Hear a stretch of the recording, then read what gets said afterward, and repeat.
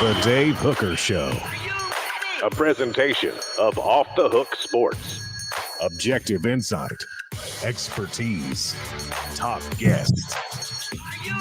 Available on YouTube, Apple, Spotify, and the Off the Hook Sports app. Download now for free. Also available on offthehooksports.com. I compute and obey. Now to Dave Hooker. Ready. Here we go, and it is a big show. Some news on Cooper Mays as he tries to get back on the field as soon as possible with an undisclosed injury. Also, Urban Meyer will be portrayed, I hope, poorly by, was it Netflix that's doing this special, Caleb, on his group of thugs that won at a very high level despite being not great dudes, including one was a murderer. But that's set to come out today. And so we've got a lot coming up today on the program. Also, on a Tuesday, it is always John Adams. We love visiting with him, and we will do that here just momentarily. So a lot of things going on the program. John will join us, and I want to share what I can about the Cooper Mays situation. And I will tell you this, I'm not going to get into specifics of the injury. I'm not going to get into timeline of when he could be back. I can just tell you that he's in good spirits, and it's something that you do need to be touch and go with a little bit. I don't think it's going to sideline his season or any shape, form, or fashion. Again, I did not specifically, and this will be on our YouTube channel. And it's why we're running a little bit late today, but this will be on our YouTube channel, and that is the Vol Report with Cooper Mays and the Vol Report with Jacob Warren. And we'll have those up, but I didn't get into timeline. But like I said originally, I think the concept of him being back in 2 weeks and ready for the Virginia game is a little short-sighted. Make sure he's ready for the Florida game. So right now, based off other conversations that I've had of people within the program, this seems to be Ollie Lane's job. Could Addison Nichols up and get tough? Maybe, but I don't know that that's going to happen anytime soon, Caleb. And if it hasn't happened by this point, I wouldn't depend on it happening. But he's probably the most talented. Bison Lane getting some first team snaps. I think it's huge for 2024 when Cooper is off in the NFL. And then you've got Parker Ball, which probably is not the most physically gifted player, but has gotten some looks at center too. So we'll see. But I think this is ultimately going to be Ollie Lane will end up joining the Vols as their starter at center for the remainder of camp, and we'll see if that goes into any further into the season. But talked to Cooper this morning. The timeline, we'll see. I think there's a question mark on everybody's behalf. So Caleb, we've talked about that before. That would be a very significant loss, no question about it, for Tennessee. I think, and I'll stick by this, you do whatever you can to get him ready for the Florida game. That is what I would do, and that would be kind of where I stand. And if he's not able to go by Florida, I think you mishandled it a little bit. I'm not worried about if I'm Josh Heupel, Virginia, or Austin Peay. You just got to be ready to go against Florida. Yeah, I agree. I would have him ready to go for Florida.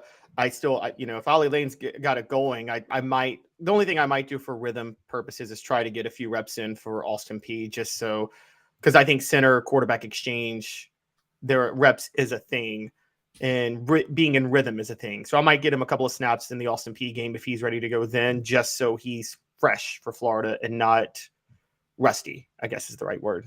Yep. Well put. And Tennessee picks up a big commitment. We're going to break that down a little bit later. Jackson Ross, what do you make of him? That's a huge pickup. He is a borderline 5-star pickup, and 5-star on 247, 4-star on Rivals. I mean, edge rusher out of Alabama, you really can't undersell how big of a deal this is. No, it was a big pickup. And we're joined by our weekly Tuesday guest, and we absolutely love visiting with him. It's the one, the only John Adams. We go from the center of Tennessee's offense to the center of sports journalism in Knoxville. It's John Adams. John, how are you, sir?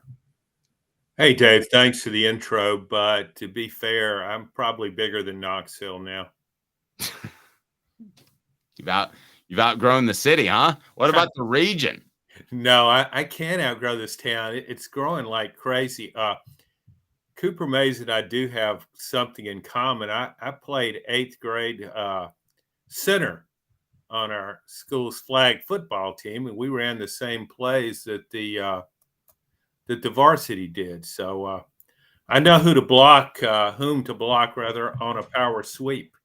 John, you played center. Does that mean your quarterback was like, 78 pounds?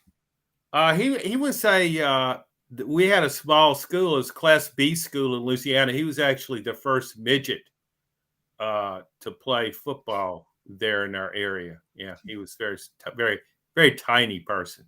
Very, very nice. All right, let's go ahead and get to today's tough question, and it's brought to you by Zen Sports. Today's tough question is right now. Today's tough question. Take a side. Take a stand.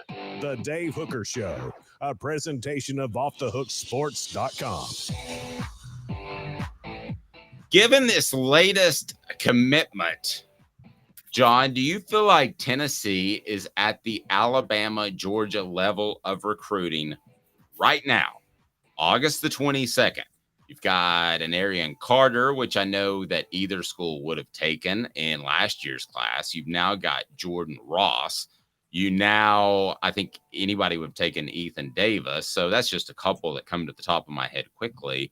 But is Tennessee at Alabama and Georgia's level in recruiting right now? No, not at all. I mean, it's got some really nice recruits. Josh Heupel's recruiting well, headed for another top 10 class. But Georgia and Alabama are right at the top or near the top. They've been doing that for a while. They stack one great class on top of another. And for Alabama or Georgia to get a recruit like that, it's nice, but it's routine. For Tennessee, it's a big deal.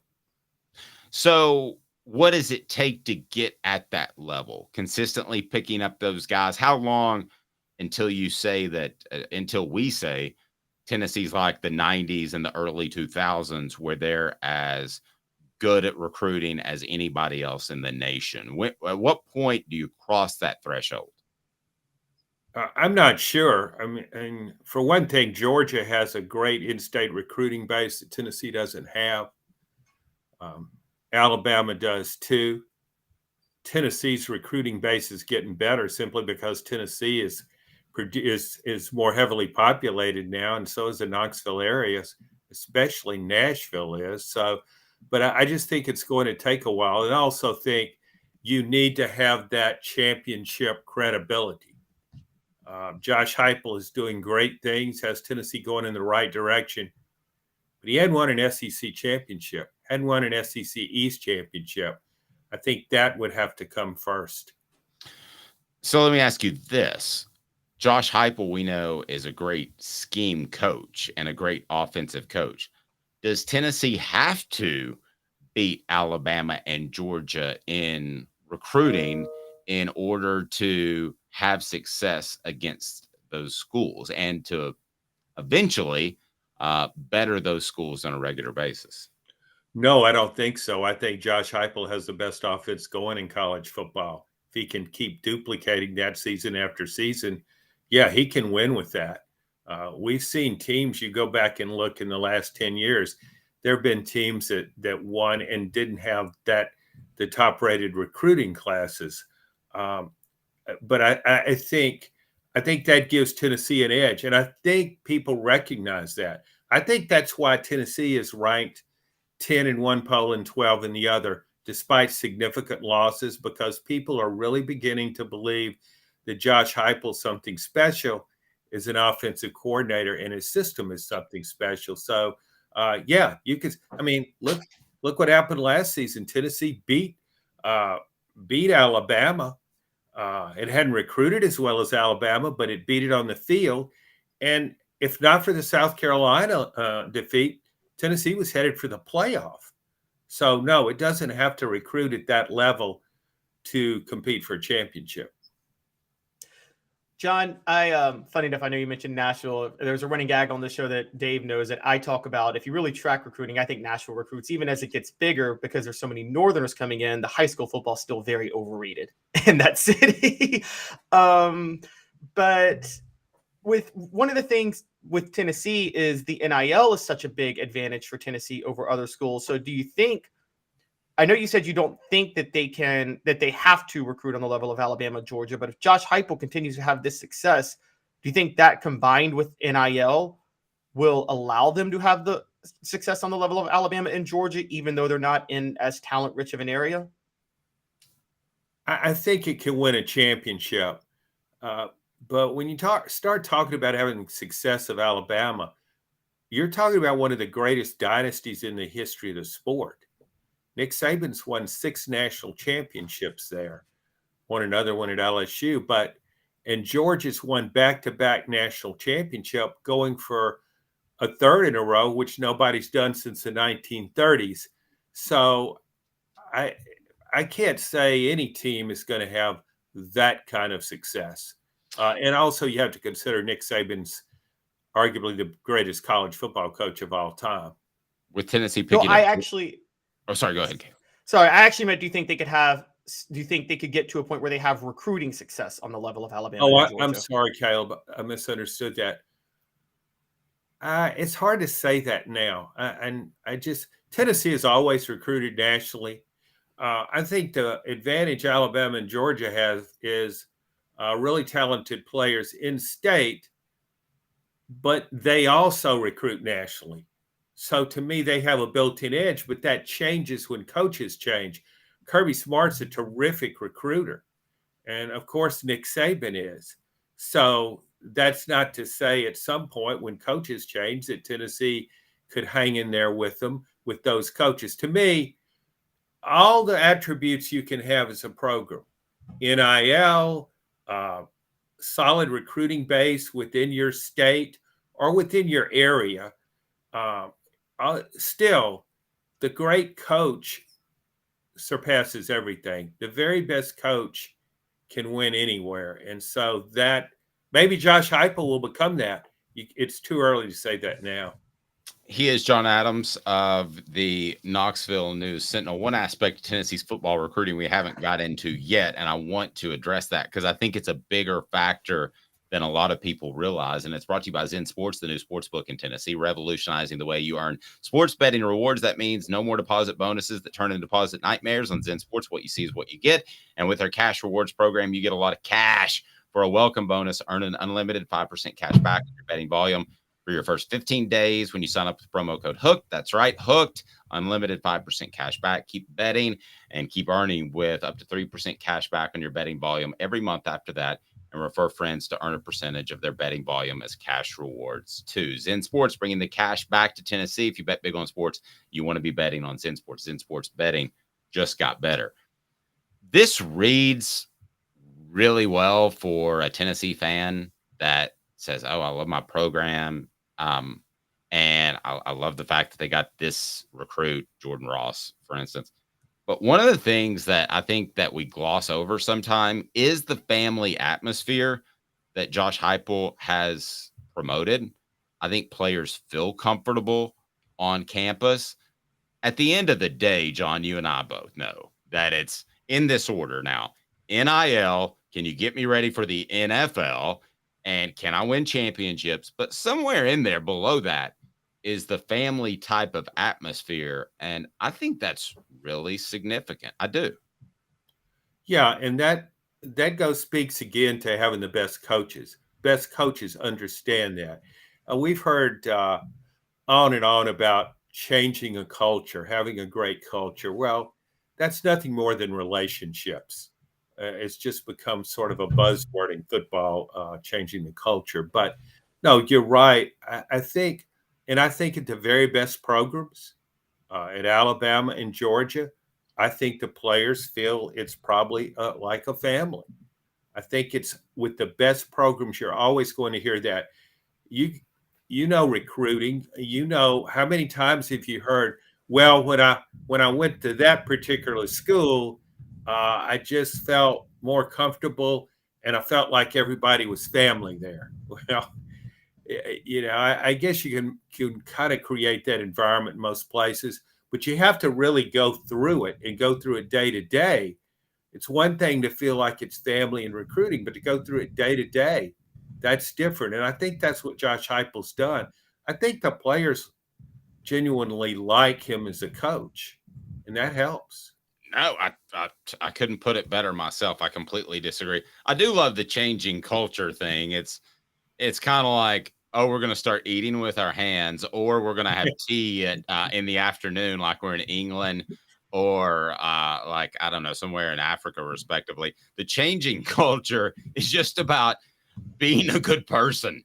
You know, if an AD says we're going to change the culture, it means the last coach was a jackwagon. Yeah, and you always want the last coach to seem like a jackwagon, because that means better days are surely ahead. Do you think Jeremy Pruitt? Well, he's an exception. I don't know if he ever mentioned culture. That the two don't really go together well. But you're right. It's just I can remember Lou Holtz when he was at South Carolina. I think it was maybe 3 years in, and he was still talking about changing the culture. Well, if you haven't changed it by that point, and he had some good seasons, I'm not knocking his track record there, but it was just an odd thing to say. And you hear it, I think you hear it less now because people understand the immediacy of college football. You don't hear as much about, you never hear rebuilding. That's like a dirty word now to say, yeah, we're rebuilding. No, because that implies a long time frame. Nobody wants to hear that. But I think if you're a coach who treats players well, treats them with respect, and helps them get better at their craft, and gives them confidence when they go on the field, they are well prepared. I think then you have a really good culture.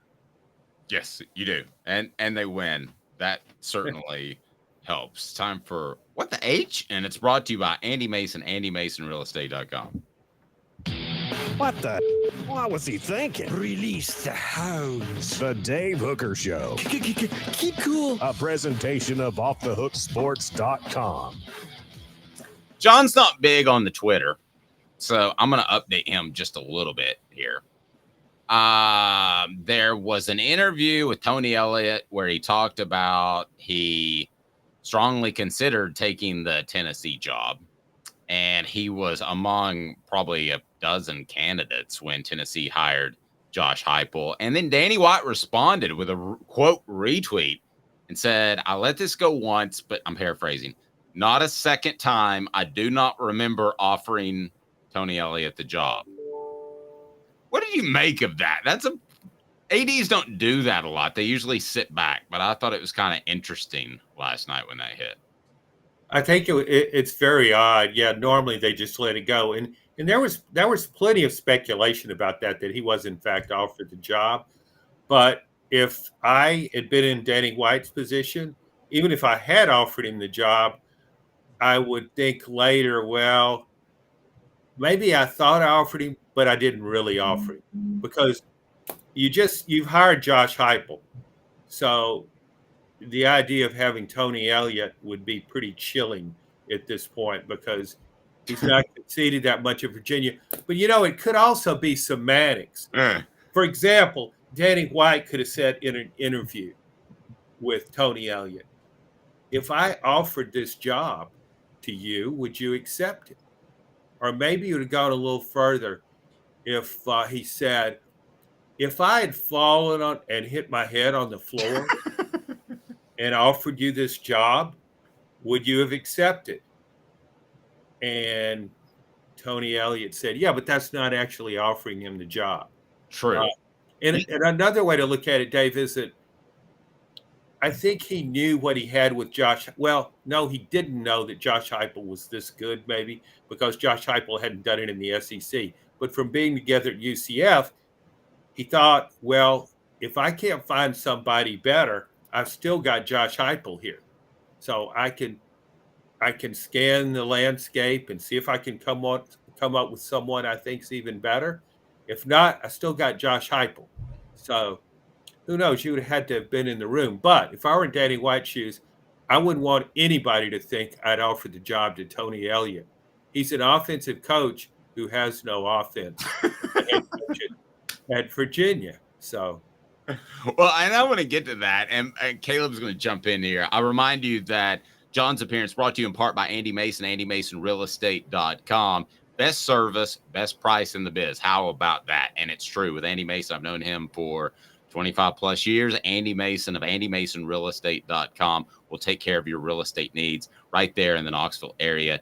He's phenomenal. CC, I got two Caleb, Sean, so I've started going with CC and CJ for Caleb Calhoun and Caleb Giroux. What do you think? That's extremely creative, Dave. Way to go. My first name's actually John, so I am also actually JC. Like somebody else. Okay, sorry. And his middle name's Jacob Jingleheimer Schmidt. Da, da, da, da, da, da. My little brother's name is also John Jacob Calhoun. I don't need to go into what my parents were thinking. Well, later on, we may find out that your real name is Tony Elliott. Well, funny enough, he knows too much about football. That's the problem. I'm about to push back on you guys. What I think Danny White's the best athletic director in college athletics right now. I think he's lying. I think he did offer the job to Tony Elliott, and I'll admit this. I pushed for the Tony Elliott hiring at the time because I thought he would be a decent splash hire. He had success at Clemson coaching the offense. I do think Tony Elliott turned it down because it was a bad, by any reasonable definition of bad job, Tennessee was a bad job in 2021. And I don't blame Danny White for going after Tony Elliott, but I want to know where you guys think, John, particularly you, where do you think Tennessee would be had they hired Tony Elliott? Certainly not where Josh Heupel is, but do you think it would have been a disaster? Oh, yes. Really? Yeah, I sure do. I think if you're a really good offensive coach, as Josh Heupel is, wherever you go, you make an immediate impact in that area. You might not elevate the entire program, but you show right away that you're a really good offensive coach. He didn't do that. Same way with defensive coach. Jeremy Pruitt was supposed to be a defensive guru. So when he comes to Tennessee, you expect immediate success. Some not overall maybe, but on defense. You say, hey, that defense looks better. And if you go back to his Tennessee debut against West Virginia is still running into the end zone against Jeremy Pruitt's defense. So, no, I think here's a problem I have with that. You can say Tennessee was down at that time. It was in a dreadful place. But you've never been a head coach and you're offered a head coaching job in the SEC. Where did Tony Elliott think he was going? And he ended up taking the Virginia job? That just doesn't make sense to me. No. Out of all the guys that were in the hopper, I think we would agree that Josh Heupel and Zachary says J-Hop the best person for the job. I think we would agree with that. Whether or not he was offered first, I don't think really matters because I think a lot of guys are offered first. And with the exception of like Alabama going to get Nick Saban, the first guy usually says no. And he did say no for a while with the Dolphins. But Alabama was rejected by Greg Schiano. Remember that? Yeah. And who would even be in that conversation of close to Josh Heupel? Like if they hadn't gotten Josh Heupel, Tennessee's doing okay. I don't think any of the names that I heard at the time are leading Tennessee to a win over Alabama, a 10-win season, and knocking on the door of the college football playoff. Is there anybody else that you think would have even had above a modicum of success at Tennessee? Urban Meyer. Well, no. Take away Urban Meyer and John Gruden for the love of all that's holy. I mean, those guys weren't coming, but take away the realistic ones that you heard if you can dial me back in time a little bit. No, because that's what Tennessee had been doing. That's its history of trying to find these kind of guys, and it was failing miserably. It had Derek Dooley, Butch Jones, and Jeremy Pruitt, all questionable hires. When you look at it on paper, Butch Jones he had the best resume of the three. However, if you looked at it in detail and really analyzed it, you're not having to go that deep. Butch Jones just followed Brian Kelly around. Brian Kelly won at Central Michigan. Butch came in. Brian Kelly recruited well. Same thing happened at Cincinnati. When Brian Kelly left Notre Dame considered Butch Jones. Just kidding. Notre Dame wouldn't have gotten here Butch Jones. That's kind of where it ended. But I just think it's so important when you hire a coach now, if you can hire a coach who is really proven in an offensive, with offense and quarterbacks. You look at Lane Kiffin, you look at Spencer Riley, not Spencer Riley, Lincoln Riley. I still call him Spencer Riley because Spencer Riley played center on Tennessee's national championship team. And you can check out his edition of the Celebrate 98 series on our YouTube channel. Good tease. Thank you very much, Dave, but it was totally unintentional. So but that's the direction I would want to go in. And he was just different than those guys. You can say, well, Josh Heupel hadn't proved himself at this level. He was at UCF, but you couldn't say that he hadn't proved himself offensively. He did that as a coordinator at Missouri.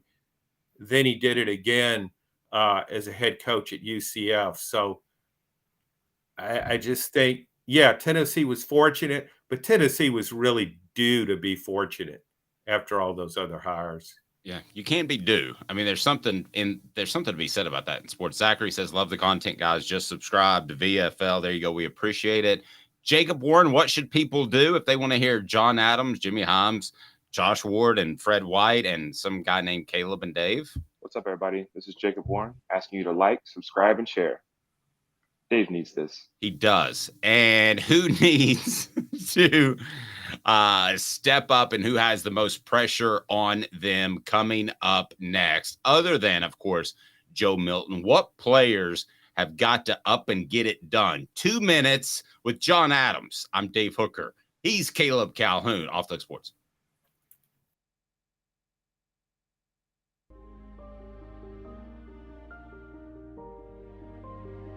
Our family has been creating one-of-a-kind pieces of jewelry in West Knoxville since 1986. Each piece is a combination of unique processes that bring your idea to life. Every day in our shop, a truly special item with a story all its own is being manufactured in our facility, bringing the history and family sentiment into a whole new generation of life. We're grateful that you chose us to be Knoxville's best jeweler, a title that we value and respect. Because to me, being a jeweler and owning a jewelry store are not the same thing. I'm Rick Terry. I'm a jeweler, and we want to be your jeweler. Kingston Pike and Campbell Station Road in the heart of Farragut, and downtown on Gay Street right next to the Tennessee Theater.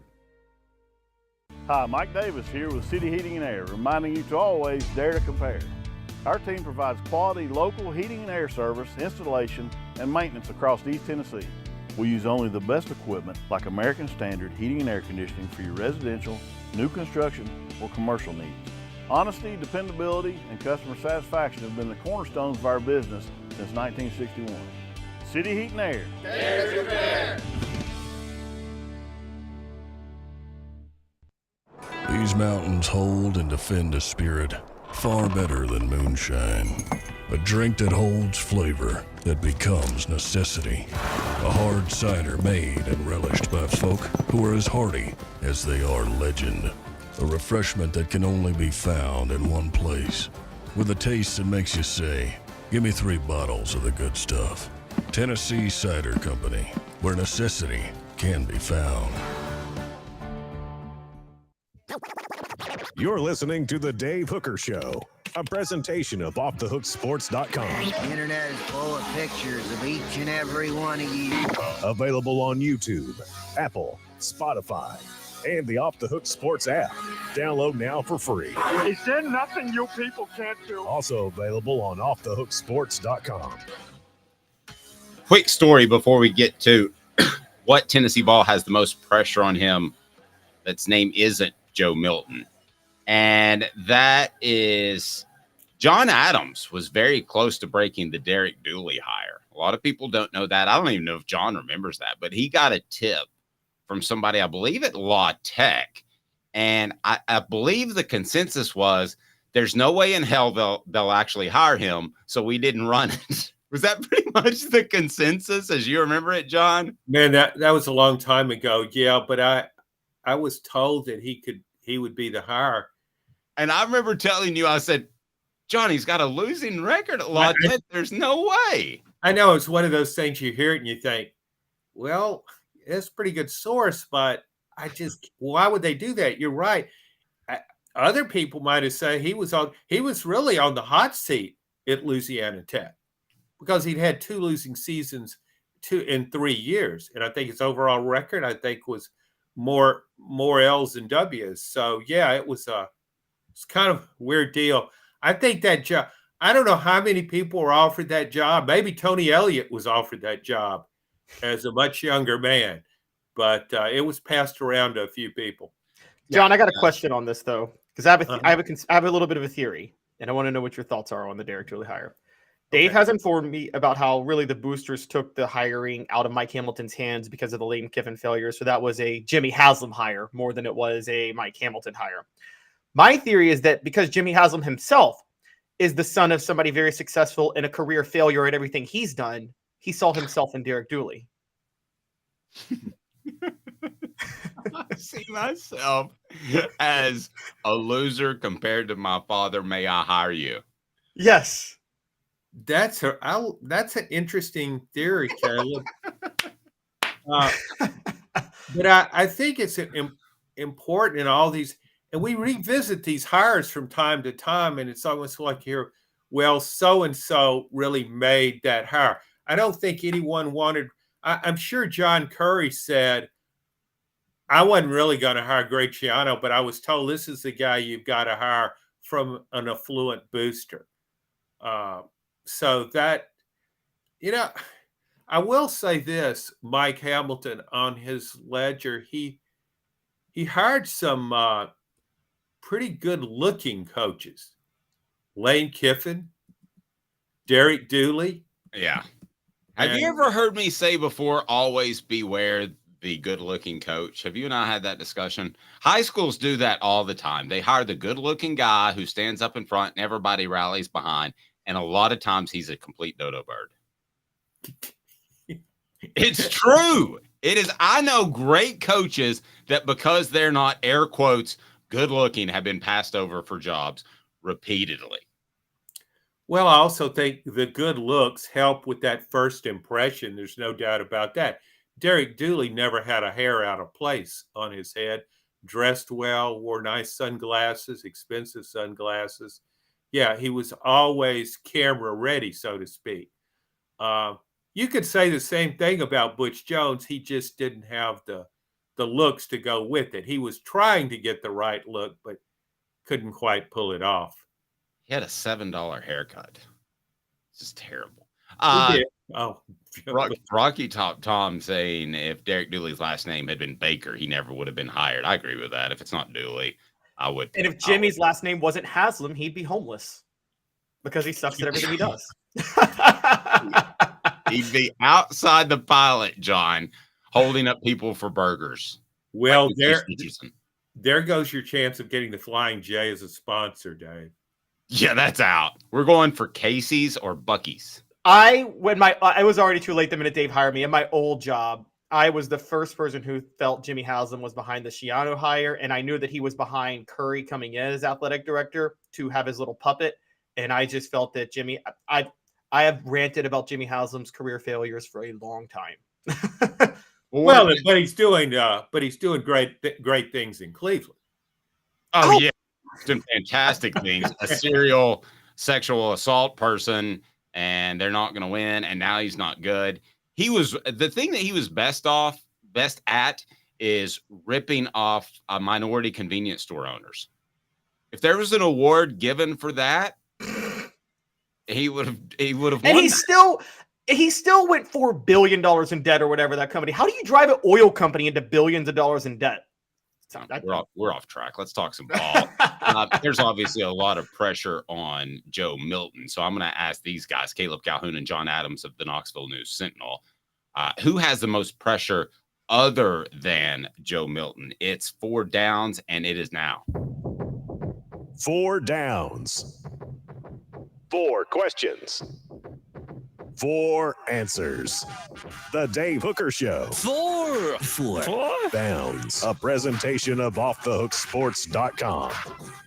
4 downs brought to you by our friends City Heating and Air Conditioning. City Heat and Air Integrity Matters. 50 years in Knoxville. Check them out. You may not need a whole new unit.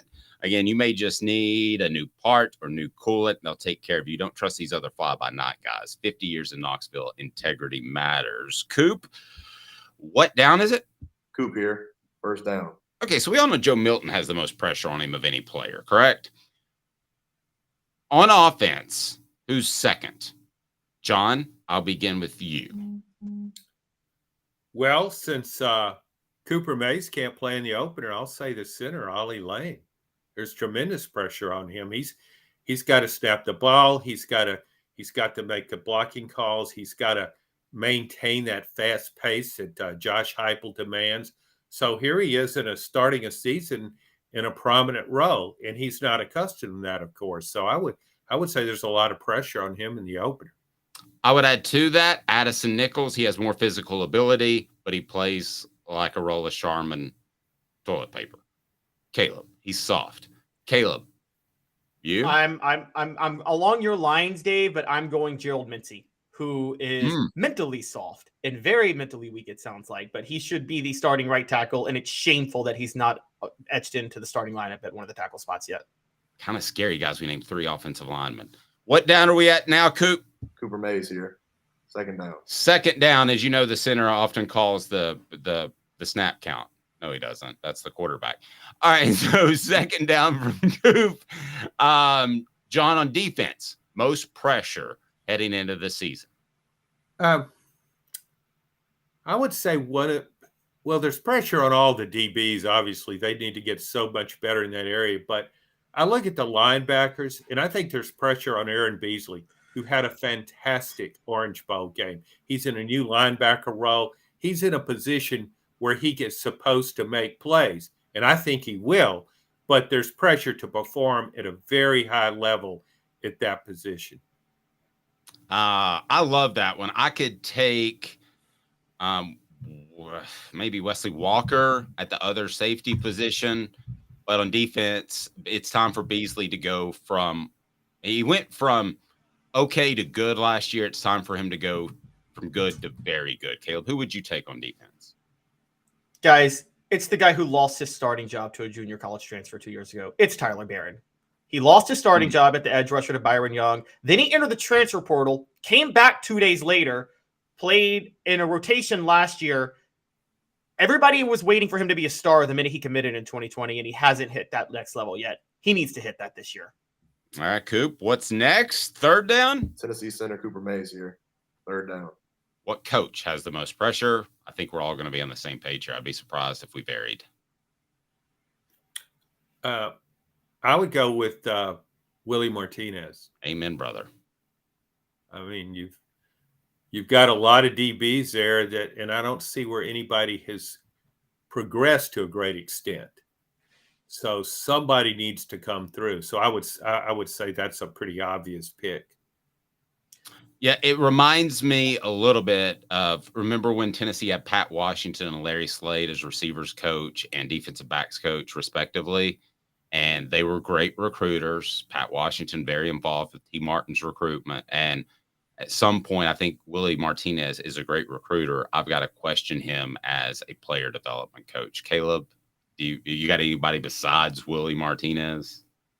I mean, I would actually go one step above and go Tim Binks. And because look, Willie Martinez, I think he's 60 now. I don't think he's looking for a head coaching job ever. I think he knows at this point he's a career positions coach, which is fine. I think Tim Binks does not have a contract past this year. He's the only coach on the staff. I do want to point that out. That is true. I think Tim Binks is trying to climb. I think he's a guy that would like to climb the coaching ladder at some point, and that's going to be difficult to do in coaching in a offensive based system. So I think he's going to have the most pressure because of what he's putting on himself to try to deliver this year. All right, so here we go. 4th down, Coop. All SEC center Cooper Mays here. 4th down. 4th down. John, the most pressure on this football team on any one player is Joe Milton. We all agree. If Joe Milton got a $100 million NIL deal to go to Notre Dame and he had to leave tomorrow, and it's Nico stepping in, and I always like to for Nico to handle his own name so I don't mess it up. Ia Maleava. If it's Nico right now and he's the guy, and that's the conversation we've been having based off what you've heard from Josh Heupel throughout the preseason and even following Monday's press conference, loves him, says he's ready to play. Tennessee be okay? If there was no Joe Milton and it's just Nico, do you think Tennessee would be okay heading into the season? No, I don't, because there's a big drop off behind Nico. If Nico, I think Nico has, from everything I've heard about him, he has the ability and the intangibles to be successful in the SEC as a quarterback. He could be a terrific SEC quarterback, but he's got to. If he were in that role, he would have to stay healthy. I would feel better about that after he's been in a college weight room strength and conditioning program for a year. So I think that would be difficult. However, I would still feel better about Nico than I would some other backup quarterbacks in the SEC. You know who Kentucky's backup quarterback is? No, I do not. No. Yeah, that's what I mean. I just think I would still feel good because you always want to err on the side of talent. And he apparently has the talent you need to be successful. But I would just be concerned about his staying healthy. John, great stuff as always. Every Tuesday, it's John Adams of the Knoxville News Sentinel. How else do we follow your work? On knoxnews.com, govolsextra.com, and also you can check out our podcast with colleague Blake Topmeyer, SEC Unfiltered. Love that Blake Topmeyer. He's killing it. Probably the best columnist in Tennessee. What about me? John, have a great day, sir. See you guys. He's John Adams. I'm Dave Hooker. And let's go ahead and dig into a bit of a bigger picture topic, and that is the SEC East is starting to take shape. Carson Beck named the starter at Georgia. Graham Mertz named the starter at Florida. Missouri will play both Brady Cook and Sam Horn. You have the Vols, who, as we discussed, their quarterback situation is pretty set. Of this group that I just mentioned of SEC East teams, which of these starters named should Tennessee take the most interest in? I would think Carson Beck was a known commodity. Missouri, crazy time. They're going to play two guys, which I think is goofy. And then eventually I would think they would settle on one by the time the Tennessee game rolls around. To me, I think it's Graham Mertz. I think that's the one you take note of. And I talked to Jacob Warren on the Vol Report that'll be up. They're not even planning for Virginia yet. So they're not planning for any of these teams. But now that I know it's Graham Mertz, in coaches' meetings, I'm thinking about Graham Mertz a little bit. What do you make of these three starters, and which one affects Tennessee the most now that we know who it is? Well, I can tell you that Florida starting Graham Mertz benefits Tennessee the most. I'm not as low on Graham Mertz as John Adams is because he said he might be the worst quarterback in the SEC East. I don't think he's a bad one, but Dave, Graham Mertz's style, Tennessee's defense has some weaknesses. Graham Mertz's style makes him unable to expose those because you and I know Tim Banks is all about pressure. He's all about pressure and dialing up different stunts and blitz packages with elite edge rushers and the linebackers in the middle. Graham Mertz is a quarterback out of 1992. He is a drop back statue. I think Casey Clausen is faster than Graham Mertz, honestly. And he is, yes, he is a drop back passer who cannot move at all in the pocket. If you're going to torch Tennessee's secondary, you got to be able to move in the pocket, right? You got to be fast. You got to be athletic as a quarterback. You got to be like Spencer Rattler, Bryce Young. I mean, you got to have some fluidness in the pocket. Mertz has none. Tennessee is going to sack him 17 times in that game. Tyler Barron may turn into Bobby Boucher in that game. I mean, the Mertz thing to me, it seems like a disaster waiting to happen. Maybe he goes back there and he's just a caretaker of the offense and the distributor. You mentioned Clausen a couple of years after him. It was Rick Clausen, his brother, who probably would have been well suited for that, but Philip Fulmer fell in love with the talent of Eric Ainge. So Mertz may be able to do that. I mean, what's the best case scenario for Mertz? Is that he's a caretaker that doesn't make a lot of big plays on his own? I'm not even talking about legs. I'm talking about arm strength, ability. I don't think he scares you going into any game at all. Please play devil's advocate, Caleb, for a second, and tell me why the Vols should be afraid of Graham Mertz. So the Vols should be afraid of Graham Mertz if they don't get what they need at. I can't play devil's advocate because what Florida was you're almost, no offense, but you almost sounded stupid just saying it. And I ask you to. Exactly.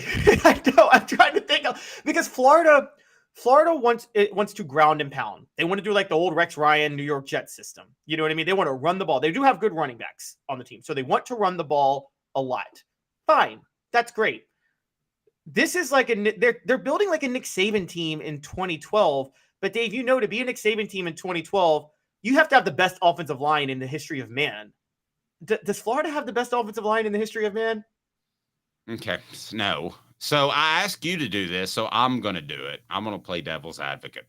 Graham Mertz will be a game manager. He will, I don't believe really any of this, just want everybody to know. Graham Mertz will be a game manager. He will have some drawn-out drives against Tennessee, 6-7 minute drives.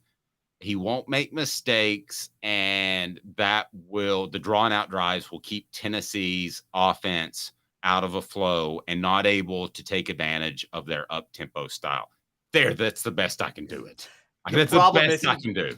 He won't be able to milk the clock because they won't move the ball. I don't know where you land on this, but here's the thing: defensive line is literally Tennessee's biggest strength on defense. So, unless Florida has like Alabama level offensive linemen from 2012, that's the only way you could have a drop back passer who's a game manager at quarterback, isn't it? By the way, he had that at Wisconsin. As you and I know, Wisconsin churns out NFL linemen like no other program in the country. I mean, they're the best offensive line program in the country. He's not getting that at Florida. And the Carson Beck thing, that was expected. It would have been news had he not been the starter, right? It would have. To me, that I saw a little bit on the message board, and I wanted to mention this. I think Carson Beck should scare Tennessee. I think his offensive coach should not. Mike Bobo, if Dow Logans wasn't in the SEC, Mike Bobo might be the worst offensive coordinator in the SEC.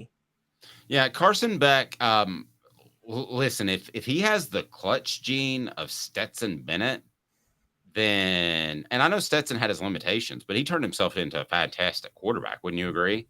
If he has the clutch gene of Stetson Bennett, then that's 1 in a million. When is the last time Tennessee has had two incredibly or any program has two incredibly clutch quarterbacks back to back? I thought Casey Clausen was very clutch. T. Martin and Casey Clausen were both clutch, and they were back to back. I would take those back to back, but when else? Peyton Manning didn't beat Florida, made some mistakes. He was clutch. I am pushing back. Peyton Manning was clutch. Put on that SEC championship game. No. I agree. In 97, the SEC championship game, but I could at least make the argument that he got tied against Florida, right? I think I wouldn't say Peyton did. I'd say the coaches did. And the Peyton entire game. Yeah, Peyton had, let's not forget this. Peyton put up 36 points in 1995 against Florida. It's not his fault John Chavis gave up 62. And I'm with you. I thought, I do think there were times, though, was it perhaps, I'm trying to remember the year that he looked. 96, you can blame him. That was that meltdown where they had like 4 turnovers and fell behind 35-0 in the first 20 minutes. Remember that one? Yeah, I do remember that. You can blame Peyton for that because he made a lot of mistakes in those first 20 minutes. But I don't blame him for 97. That was the worst. Tennessee had a brand new offensive line. They hadn't found their running game yet. So Peyton Manning was under duress the whole game. If you go back and watch, Peyton Manning had less than 2 seconds to throw the ball every time he dropped back. I don't blame him for 95. He put up 36 points against the Bob Stoops defense. It's not his fault that Florida scored 62. I'll blame him for 96. It's the only one I'll blame him for is the 96 loss to Florida. Speaking of quarterbacks, it was Joe Milton says he was asked about the Orange Bowl. He said, I just don't lose in Florida. Zachary pointed that out. And then in response, Rocky Top Tom said, I wish Joe hadn't said that. It might come back to bite him in the arse. It might. I wonder if he could take that back, if Joe Milton would take that back. It depends. It depends on how mentally tough Tennessee and Florida are. I've watched games. I will never forget this. Rasheed Wallace. Remember this? When the Pistons were playing the Pacers in the Eastern Conference Finals, and Rasheed Wallace is like, Indiana's not winning game 2. Guarantee it. Reggie Miller choked in game 2. And then Indiana wins game 3, and she goes, we got to make sure we go back with the series tied at 2. So we're going to do that. We're definitely going back series tied. Don't worry. We'll get game 4. Indiana choked again. So maybe Joe saying that is going to get Florida to choke because they're going to be a little nervous that he said that. About to tell you what Jordan Ross really means for Tennessee recruiting. And we've discussed it a little bit with John, but I think it's bigger than what John believes. And that's in 90 seconds. And it's a big deal. That was a big pickup for Tennessee. I was hearing recruiting circles. Let me tell you in 90 seconds. Hang tight. He's Caleb Calhoun. I'm Dave Hooker. Gators, I was really heavy into the drug culture. I was selling drugs. I was just constantly in pain. I was missing like a good support system in my life. Gators has given me everything that I need in order to successfully have a wonderful recovery, in order to have a life that I didn't even know was possible before. And it's not just about me anymore, and I love that. I absolutely love it. You can take your life back. Call Gators today. With all that sun, sand, and salt water, the beach is a very relaxing place. Unless you wear contacts. Ow! Open your eyes to the best the beach has to offer with LASIK vision correction from Campbell Cunningham Laser Center. Sports Treasures in North Knoxville is one of the South's largest sports cards and memorabilia dealers, featuring over 10 million sports cards from vintage to modern. Sports Treasures carries a full line of hobby boxes, singles, autographed memorabilia, Tennessee Vol collectibles, fan cave decorations, and so much more. See a museum full of collectibles at Sports Treasures, 4819 North Broadway in Fountain City, and Sports Treasures on Facebook. Sports Treasures, where the real sports fan goes to shop.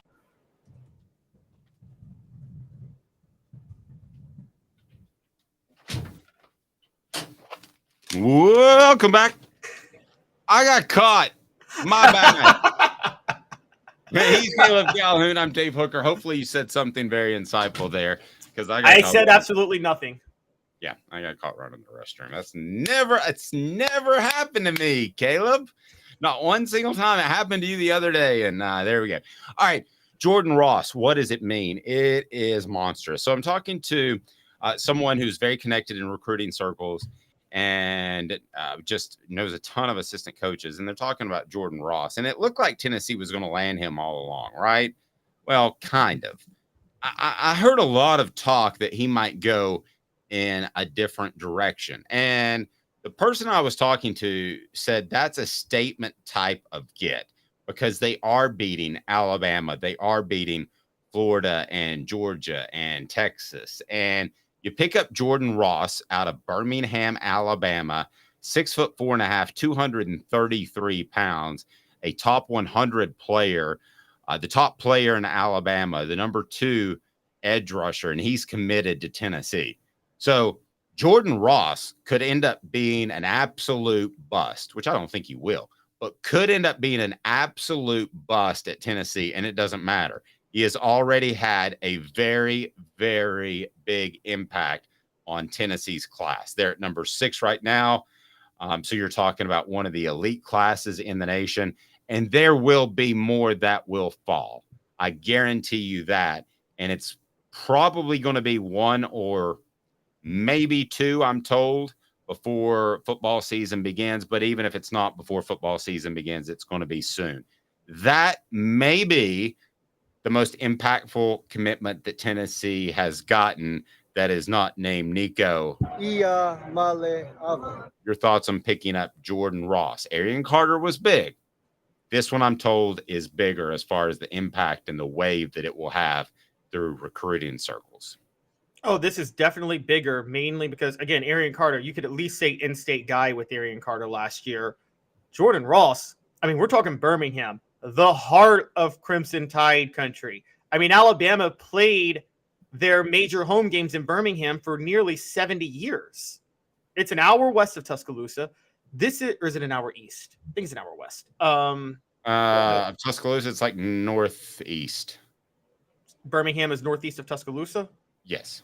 I should know this. My mom lives in Tuscaloosa and flies me into Birmingham That's okay. all the time. That's okay. But I agree. This is huge. The one name I would say is on this level, I'm going to be honest, Dave, is also Bennett Warren, the Texas kid, the kid out of Texas. That was also because it was an offensive lineman, and we've talked about it before. Tennessee has to get guys in the trenches. They can't it's one thing to beat out other schools for Mike Matthews. You're going to get your receivers with Josh Heupel's system. You got to win for top talent in the trenches. They went into Texas and got a kid that Alabama really wanted in Texas and that Michigan really wanted in Texas. And if you're an offensive lineman, let's be honest, Alabama and Michigan are probably better places for you right now than Tennessee. So to choose Tennessee was a big deal. But it's close. I don't know if that's bigger than Jordan Ross. So Jordan Ross is still right there with it. Jordan Ross, the biggest, and it's not close. And compared to Mike Matthews, yes, Mike Matthews is one of those anywhere guys. He could have gone anywhere he wanted. Georgia wanted him out of Lilburn, Georgia. But Tennessee has an offense that's very appealing for Mike Matthews. So I get that. That one makes sense. Bennett Warren is the offensive tackle out of Texas. They pick him up. But again, his in-state schools, Texas A&M, they got issues. Jordan Ross wanted by everybody, including the in-state Alabama Crimson Tide, and Tennessee gets him. And Alabama's the best college football program of our generation. He turns them down. He turns Georgia down. He comes to Tennessee, and he's a defensive player. So much for that argument of you can't get defensive talent because you run so many plays on offense. Throw that out the door. And if I'm Tennessee, I'm a big fan of referrals. So when we do good things for clients, and by the way, always support our sponsors. If you see them here, they bring you this content. So please support our sponsors. I'm a big fan of referrals. So when we do something good for a client, and there's another prospective client, I'm like, call him and see what Off the Hook Sports did for you. So right now, if I'm Josh Heupel, man, I got a pretty good group for you to call. If you're an edge rusher or any position for that matter, I'm going to have you call Alontae Taylor if you're a defensive back and talk about the 1 year that they had with him. I'm going to have you call Byron Young would be a guy. Look what they did with him. And I'm just talking about the defensive side of the ball. And now I've got a guy in the fold, no offense to any of the other defensive players, because you could go Caleb Beasley, 4-star, but he's related to a player. So that doesn't mean a lot. He's going to go to Tennessee. But I'm going to say, hey, you got any questions? Call Jordan Ross. You two discuss it. You're probably friends on social media. Everybody knows everybody. And Jordan Ross is, and I'm going to write about this later today, he is one of those guys that could be, we'll see, that could be a part of a group, and I'm including Matthews in this, that could be a part of a group like Cozy Coleman, Jamal Lewis, and Deion Grant when they came to Tennessee in the mid-90s, and it changed things forever. It changed things forever for Philip Fulmer's program. You're looking, if you want to look at the top, with a Jordan Ross, Mike Matthews, Bennett Warren. I know they're not from the same place. Don't even know if they know each other. But you're starting to talk about a top trio that can change the way you're perceived in recruiting when you walk in the door. Because I can't tell you how many kids have a perception of you or their parents or their coach, and they say, you know, school X, not even really going to give them a shot. Now Tennessee walks in with their recruiting, their success on the field, and they got a shot at every kid they called. That's how big Jordan Ross was last year. Arian Carter was as well. And I think you're going to see that continue. Unless Tennessee struggles on the field, I don't see any reason why they can't be a top 5 recruiting program. And I would not have said that before Jordan Ross's commitment. Here's the next step. There's one last step Tennessee has to take, because we said the step is they got to get those big uglies, the big guys on either side of the ball out of these other places nationally, Texas, Alabama, things like that. If you track their recruiting the last 2 years, though, they still are having trouble picking up elite defensive backs. Because we talk about the defensive system, Dave, I think a lot of plays helps you if you're an edge rusher. Because, again, you're not going to get the blame when the defense is giving up a lot of points. All they're going to see is you getting a lot of sacks and tackles for a loss and things like that, which helps you for the NFL. Tennessee still, I think they have one unanimous 4-star across all recruiting services from the past 3 years that committed at defensive back, and that would be Jordan Matthews out of Louisiana last year. And based on what you told me, it sounds like they opened up the checkbook for him to get him out of Louisiana. And yes, I think Tennessee's last move is call your boosters and say, open up the checkbook for a few more defensive backs. That's what they need. They got it. It's one thing to get an edge rusher because, again, Tennessee's system, even though it gives up a lot of points, it actually allows you to thrive as an edge rusher. Defensive back, they still haven't hit that level yet. And that's still the weakest part of Tennessee's team, too. But Jordan Ross is a great step, and you are right with that. And you are right that with defensive back, Alontae Taylor should be the one on the phone with everybody right now. You can say, I mean, he was a second-round draft pick after 1 year of playing in Josh Heupel's system at cornerback. So the next move is defensive back. No, I agree. All right. We had a question before we get to what should be a very interesting documentary if they do it right, and that's about Florida being a bunch of thugs at the time. Rocky Top Tom said, praise Zeus, please tell me what's up with Ryan freaking Wingo. Well, I'll tell you right now, I think Ryan Wingo got caught up in the game of recruiting, enjoyed it. Suddenly, and I've seen guys do this before. I think I told you the story of the Ramsey kid who's a standout cornerback in the NFL now. Help me with his first name. Jalen Ramsey, the one Derek Dooley lost to Florida State. Yeah, he was completely stunned that I wanted to interview him at the time for ESPN. Then he got caught up in the recruiting process and got a little bit of an attitude. I'm not saying that Ron Wingo has an attitude, but I think he got caught up in the process and he likes being chased. And at this point, I think that Texas is doing the most chasing, and I'm told that's where he will likely end up. Is Missouri still even in the hunt for the 5-star wide receiver from St. Louis, Missouri? Yeah, maybe a little bit. You know, they've got that new law that they passed where the coach can actually be there in negotiations for NIL. So I think that helps. But at the end of the day, Tennessee doesn't need Ryan Wingo like they used to. How crazy is this? They don't. And they're never going to hurt for receivers in the future. I can tell you guys that right now. They're not going to hurt for receivers.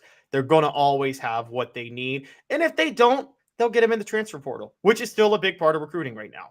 So I think that Tennessee's fine. There's a bunch of guys that can play receiver at a high level in college.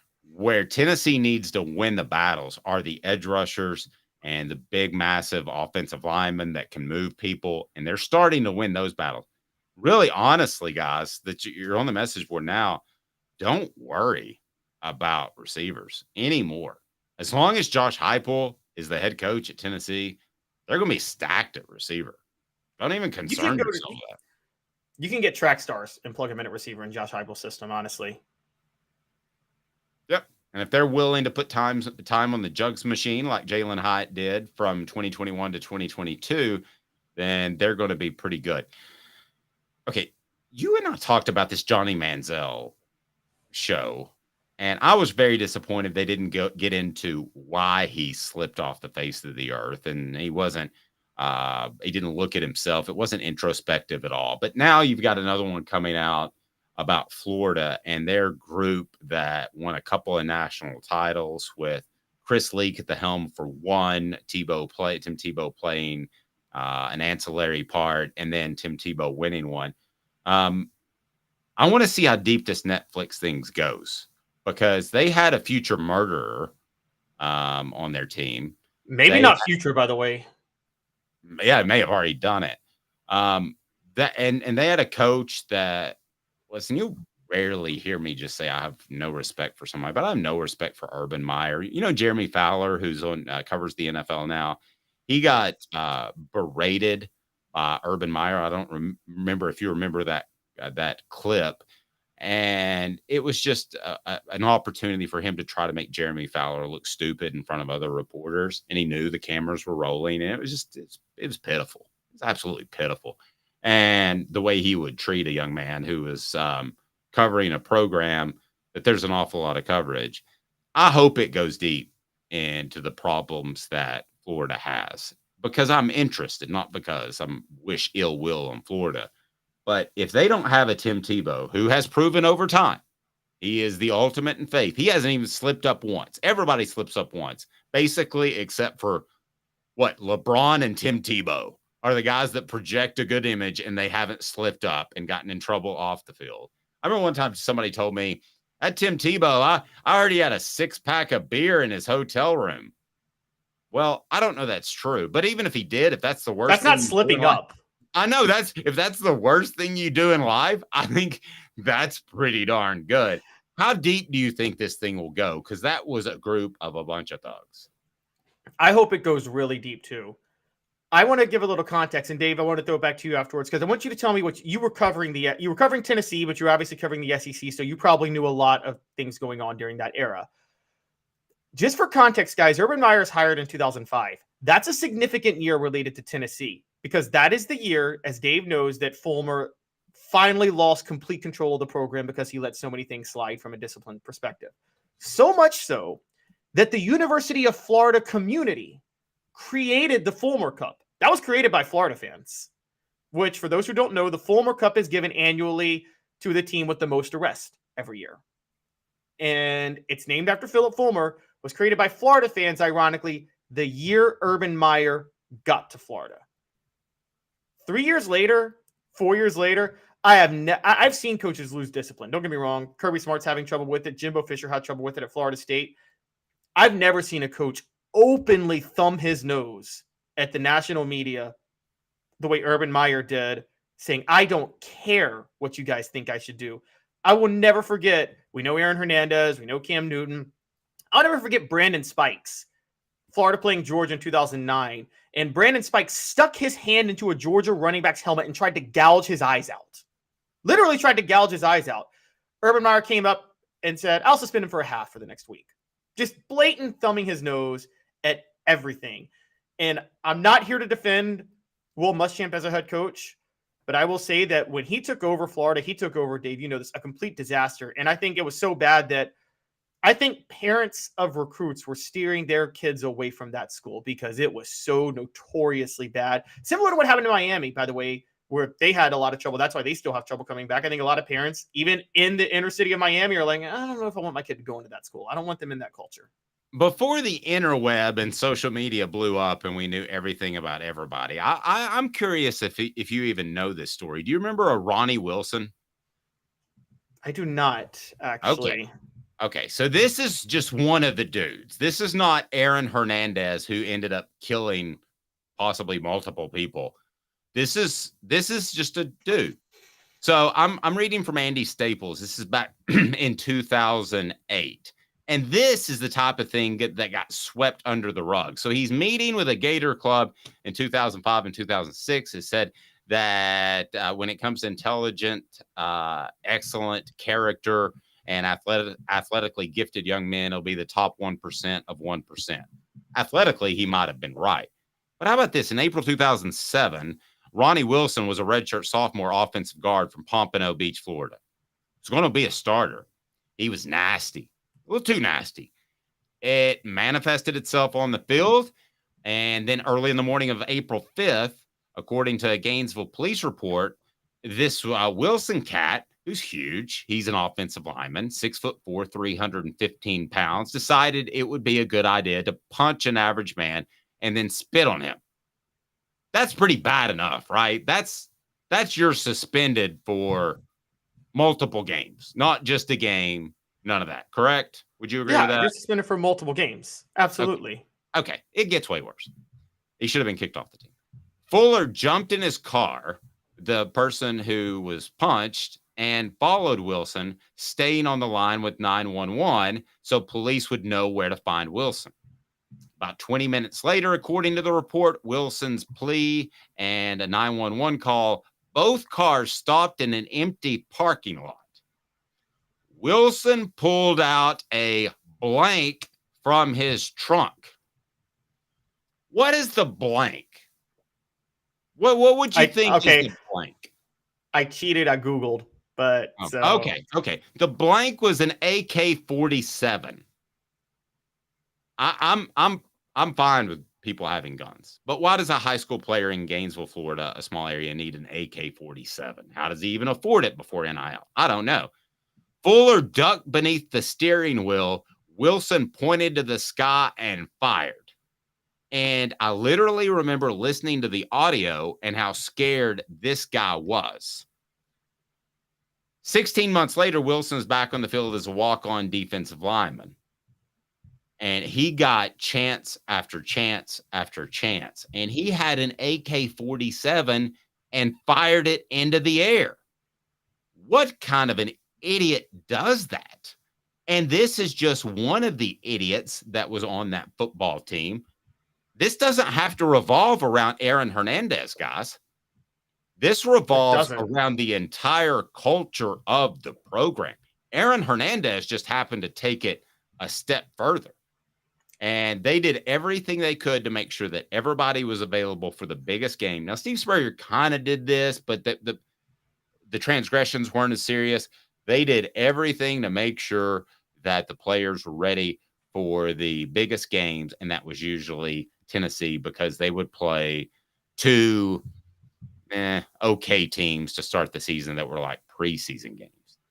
So Urban Meyer, a lot of coaches are like this. He's not the only one. Urban Meyer he pushed it to the limit of how hard he could keep those players on. Remember Nick Saban early on kicked linebacker Jimmy Johns off the team for dealing cocaine in the parking lot of the Alabama football complex. So a lot of coaches do this, but you don't have to be successful. You don't have to do this to be successful. Caleb, this was a really bad group that I think affected, much like Tennessee struggled on the field for a decade. I think that group, like you alluded to, is very insightful. I think it affected Florida football recruiting for about a decade. Yeah, I do. And you were insightful to me about USC and just the culture of Compton in the 80s. Parents want Bobby Bowden had a great statement one time, because a lot of these kids come from rough backgrounds with parents who are, who do a lot of bad things. But Bobby Bowden always said, even if your parent is even if you're a bad person, these parents don't want their kids to be bad people. They want their kids to be good people. And so they'll still try to steer their kids to the right situation. Urban Meyer, he hid so much behind Tim Tebow. I mean, they trotted out Tim Tebow to provide cover for the program so much. And it honestly, to me, if there is a stain on Tim Tebow's legacy, it's that he covered for everybody doing everything at Florida during that time. I can't put that on Tebow, though. I can't either. That's true. Had he done one little thing, like had he gotten a DUI or something like that, or anything since his time at Florida, I would say, yeah, he was probably a part of the problem. But I can't put anything on Tebow, man. I mean, I don't think he was part of the problem, but I don't know. Maybe speak up about what one of your players did was unacceptable. What one of your teammates did was unacceptable. If you're this much of a golden boy, maybe say my teammate Brandon Spikes should not be trying to blind people when he's playing. Okay, yeah, but a golden boy also lets the coach handle that. So I can't put anything. Maybe you put a little bit on the quarterback. Not when you're the quarterback. I think in college you let the head coach handle that. I mean, I just felt like Peyton Manning always had command in college and the NFL of his team. Did you not? Like, always Peyton Manning was the one who had command of his team. And I've always felt that Florida hid behind the religiosity of Tim Tebow, and oftentimes people who make that much of a public spectacle and hide behind the religiosity of something, there's something going on beneath them. Look at Hugh Freeze, who is the most outspoken Christian coach there is in the SEC and would tweet Bible verses, and darn near got Jonathan Congo to commit to Ole Miss because of how Christian he was. And we find out he's out here ordering hookers. And I don't believe him that they were for himself. I'm just going to say that much. But I know. Oh, that they were for recruits? Well, either one. I think they may have been for underage recruits. Okay. Well, that may be.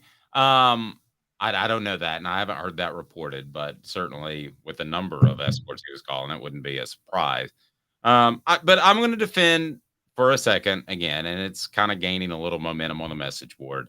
I'm going to defend Tim Tebow. He hasn't done anything to this point to me that has besmirched his image, but he is the one guy on that football team maybe that's been like that. And he is also a guy that I wouldn't expect in college as the quarterback to say something. If it's the NFL, I got you. So maybe you and I differ on that a little bit.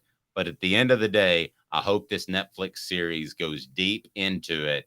And if it's just like the Johnny Manziel thing, then I'm going to regret my time spent watching it, because they didn't go into the steps of Johnny Manziel's slide. It was like that was an hour. I don't remember how long it was. That was an hour-long program, and like 50 minutes of it was how great he was and the impact he had. And then 10 minutes, oh, I messed up. Sorry.